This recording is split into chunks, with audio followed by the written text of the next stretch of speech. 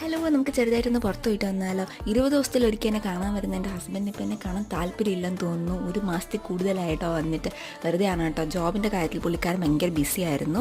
അങ്ങനെ നമ്മളിപ്പം പുറത്ത് പോവുകയാണ്. അപ്പോൾ അത്യാവശ്യം ബേബി ബമ്പൊക്കെ വന്നതിന് ശേഷം നമ്മൾ രണ്ടുപേരും ഒരുമിച്ച് ആദ്യമായിട്ട് പുറത്ത് പോകുന്നൊരു സന്തോഷമൊക്കെ ഉണ്ടായിരുന്നു കേട്ടോ.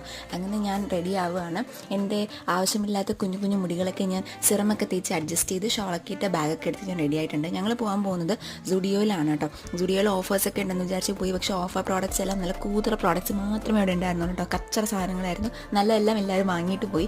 ഓഫർ ഇല്ലാത്ത സാധനങ്ങളൊക്കെ ഉള്ളായിരുന്നു. അതിൽ നിന്ന് കുറച്ച് സംഭവങ്ങളൊക്കെ വാങ്ങിച്ചിട്ട് ഞങ്ങൾ നേരെ തമ്പാനൂറുള്ള ഹൈലാൻഡ് ഹോട്ടലിലേക്ക് വന്നു. പൂച്ച എത്ര മീൻ കഴിച്ചാലും മടിക്കില്ലെന്ന് പറയുന്ന പോലെയാണ് എനിക്ക് ഇവിടുത്തെ ചിക്കൻ സൂപ്പിൻ്റെ കാര്യം കേട്ടോ.